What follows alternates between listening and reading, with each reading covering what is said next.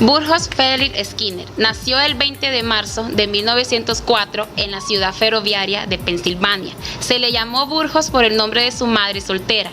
El hermano menor de Skinner murió repentinamente de una hemorragia cerebral. Skinner tuvo una niñez feliz. Además de inventar cosas, Skinner le interesaba escribir poesía y prosa en Hamilton College, en el norte de New York City, donde se especializó en inglés. Skinner decidió que la psicología era un camino mejor, aunque no había tomado un tan solo curso de psicología como estudiante no graduado. Para alivio de sus padres, Skinner decidió ingresar a la escuela. En 1928 empezó a estudiar psicología en una escuela de graduados en Harvard. Skinner tuvo que leer mucho para compensar la falta de cursos previos. Estudió fuentes primarias en psicología, filosofía y fisiología, en sus idiomas originales francés y alemán. Skinner encontró importantes teóricos como Henry Murray y Gordon Allport. En 1931, Skinner recibió su doctorado en la Universidad de Harvard. Se casó con Yvonne Blue justo antes de empezar su primer trabajo como docente en la Universidad de Minnesota, Estados Unidos, en 1936 a 1945. Tuvieron 2 hijas y criaron a la más pequeña durante sus primeros años en una cuna diseñada para proporcionar un ambiente controlador, a la que Skinner denominó cuna de aire. El primer animal experimental de Skinner fue una ardilla. Poco después cambió a ratas de laboratorio. Investigó el aprendizaje en el nuevo aparato que había inventado, al que llamaría caja de Skinner. En 1945 aceptó un puesto como jefe del Departamento de Psicología en la Universidad de Indiana, donde permaneció continuando su investigación de su teoría y ejerciendo su docencia.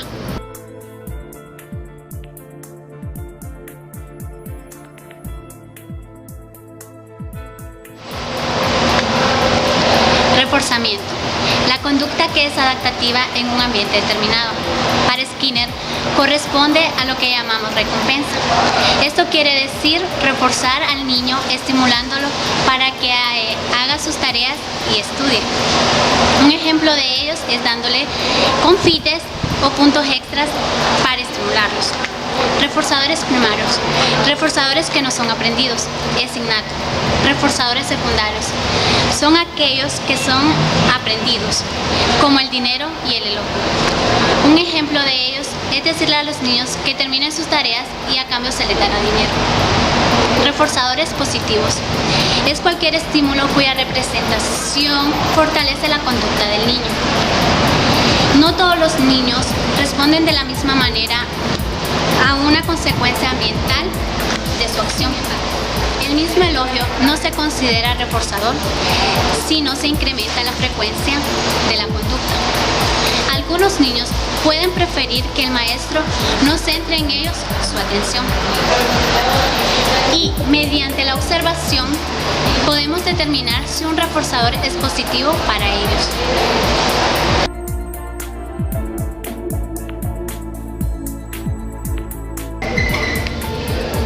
Reforzamiento negativo es aquel que el sujeto rechaza. Lo utilizamos cuando queremos evitar algo que no nos produce una sensación desagradable. Existen 2 tipos de reforzamiento negativo: el reforzamiento de evitación y el reforzamiento de escape. El reforzamiento de evitación es cuando la conducta impide la presencia de un estímulo aversivo. Escape, cuando la conducta elimina la presencia de un estímulo aversivo. Ahora tenemos 2 puntos importantes. Es importante no confundir los términos de reforzamiento, positivo y negativo. Se habla de reforzamiento positivo siempre que se reciba algo por la conducta, y se habla de reforzamiento negativo siempre que se elimine un estímulo aversivo. El otro punto importante es: no se debe confundir el refuerzo negativo y el castigo, ya que el castigo evita el reforzamiento de una respuesta.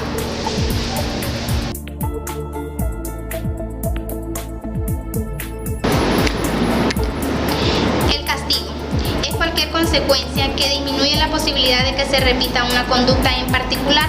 El castigo debe ser impuesto de manera apropiada, el castigo debe ser rápido. Incluso algunos de nuestros niños se siguen portando mal incluso cuando ya han sido castigados. El castigo a menudo provoca emociones desagradables que pueden obstaculizar el aprendizaje del niño. Un ejemplo podría ser cuando el niño está aprendiendo a leer o a escribir en la escuela y su maestro le grita y le dice que está mal. Esto hace que el niño se sienta mal y se disminuye el aprendizaje en él. Un estudio realizado ha demostrado que los niños que son castigados corporalmente tienen mayor incidencia de aprendizaje y depresión. No se pueden relacionar con los demás niños, tienen conductas antisociales, e incluso le llegan a tener temor a sus maestros y hasta a sus propios padres.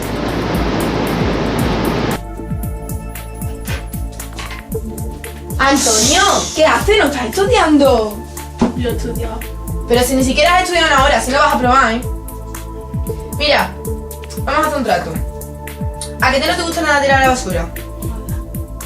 Bueno, pues vamos a empezar por hoy. Si tú estudias durante 2 horas, yo te quito de tirar la basura. Y lo hacemos durante varios días. ¿Qué te parece? Muy buena idea. Venga, ¿trato hecho? Venga, vamos a estudiar.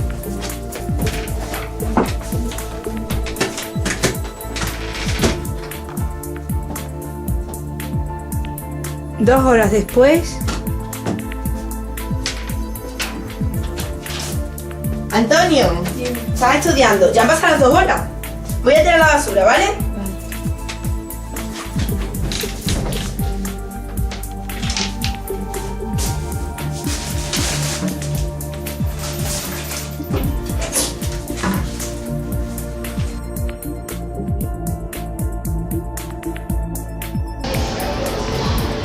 Según Skinner, la extinción es el proceso mediante el cual una conducta deja de emitirse al descontinuarse el reforzamiento que la mantenía. Una conducta se acaba porque deja de recibir lo que hace existir. Podemos decir que la extinción se presentó cuando un estímulo que previamente reforzaba la conducta deja de actuar.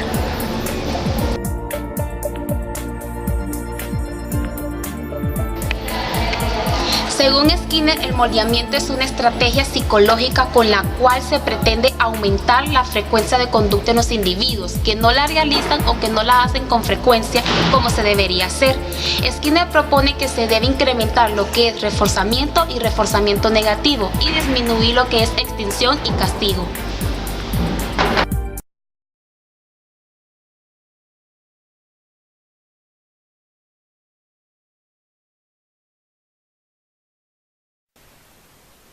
Laura, entonces te voy a enseñar esta canción.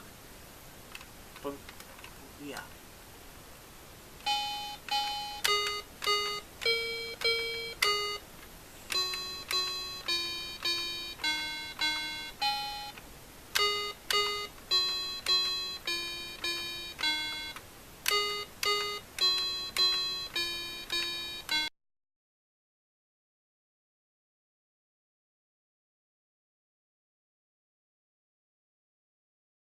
Tócala tú.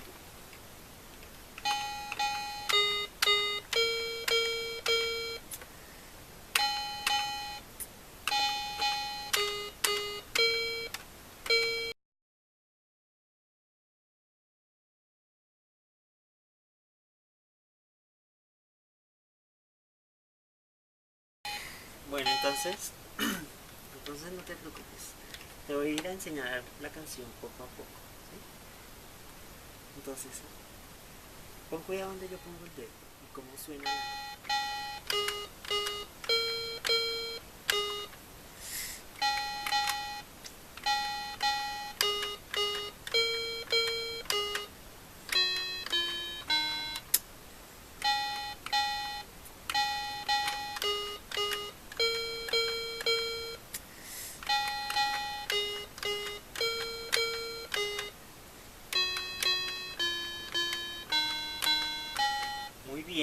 Muy bien, te has ganado una chocolatina.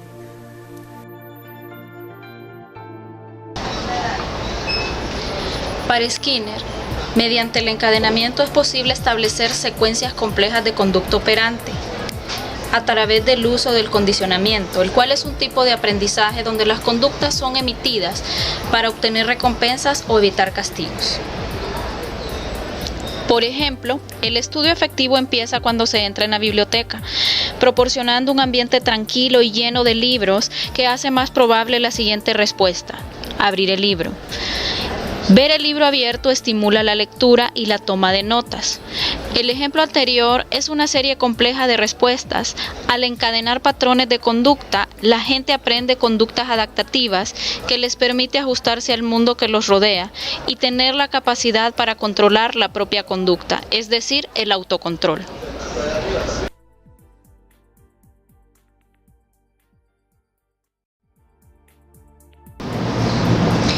Vamos a hablar sobre los organismos conductuales. Según Skinner, los organismos conductuales aprenden a adaptarse de manera adecuada a las situaciones cambiantes, y a esas situaciones cambiantes es que Skinner llama estímulos discriminativos. Podríamos dar un ejemplo.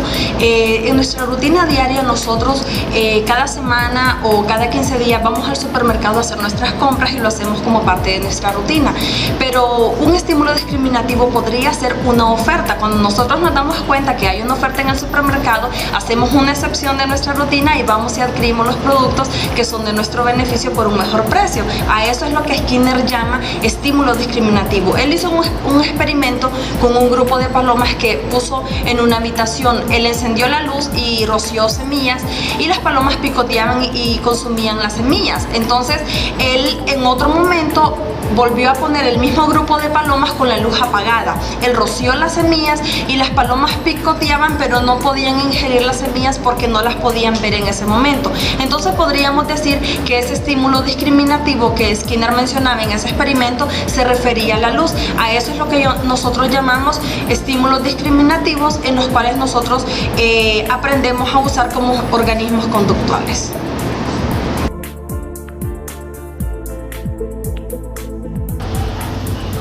La generalización es un proceso en el cual se refuerza una conducta por medio de mayor cantidad de estímulos posibles.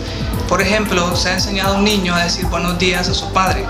Para lograr esa conducta se reproduzca con otros adultos, es decir, se generalice ante la mayor cantidad de estímulos denominados adultos.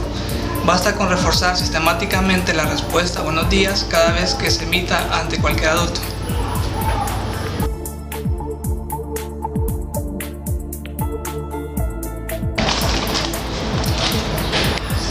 Conducta supersticiosa.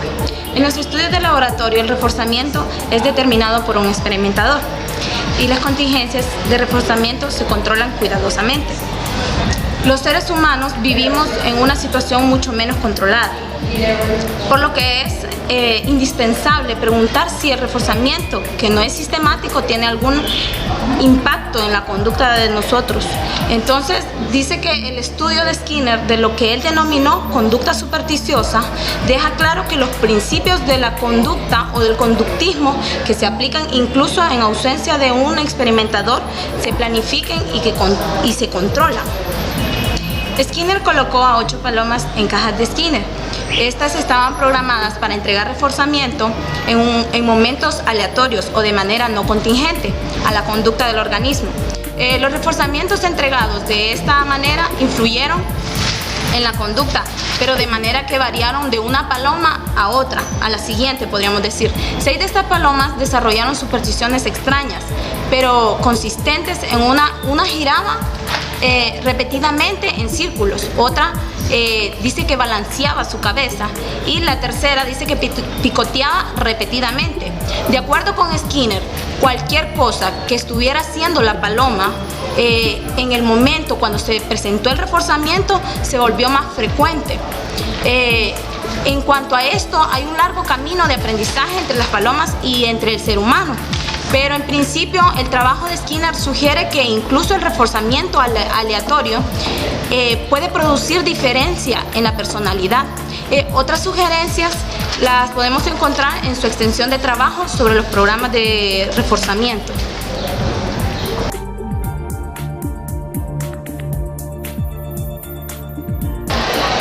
El reforzamiento es un enfoque de la teoría conductista que tiene como propósito lograr la modificación de la conducta de las personas, ya sea por premios o por castigos.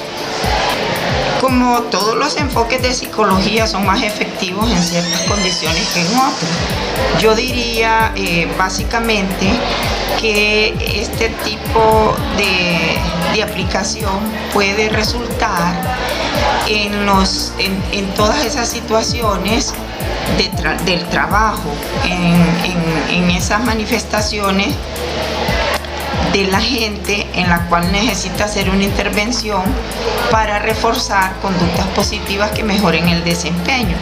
Pero también en algunas situaciones educativas se sabe que funciona muy bien el incentivo, el premio que incite a la motivación de logro. Entonces, habría que ver en qué condiciones puede resultar el enfoque más apropiado, y para esto se necesita que las personas que van a hacer estas aplicaciones, los psicólogos, tengan un conocimiento pleno, no solamente de la teoría de esta escuela conductista. Si lo quisiéramos aplicar en todas aquellas manifestaciones que se necesita adecuar en la persona, resultaría como extremadamente mecánica. Las personas tenemos una variedad de facetas donde está de por medio la creatividad, está de por medio la individualidad, las características propias que nos distinguen unos a otros. Cuando utilizamos algún enfoque que lleva a obtener un resultado de manera concreta, ignorando muchas veces toda esta riqueza que tiene el ser humano, indudablemente caemos en la inflexibilidad o podemos caer en ese mecanicismo que la ciencia en muchas ocasiones cae.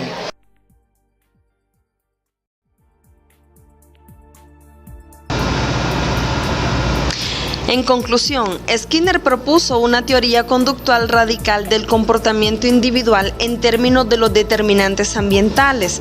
Describió la conducta operante como la conducta seleccionada por el ambiente. Este proporciona un mecanismo para la adaptación en la vida del individuo.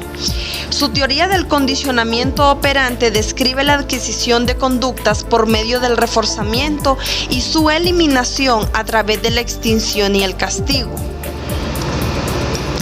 Es posible producir nuevas conductas por medio del moldeamiento. El aprendizaje discriminativo pone la conducta bajo el control de los estímulos ambientales y la generalización produce una respuesta similar en diversos ambientes. Skinner aplicó los principios conductuales de manera amplia, no solo a las ratas y palomas de su laboratorio, sino también a los seres humanos. Su modelo sugería intervenciones en el tratamiento de las personas con trastornos mentales y con discapacidades en el desarrollo, así como intervenciones educacionales para niños normales. Afirma que la sociedad podía ser mejorada por la aplicación planeada de los principios conductuales. Sin embargo, los críticos han argumentado que muchos fenómenos exclusivamente humanos no pueden entenderse en términos del modelo de Skinner, el cual es abiertamente reduccionista y determinista. Se le critica por ignorar diferencias importantes entre los seres humanos y otras especies, en particular las capacidades del lenguaje humano y la complejidad del mundo social.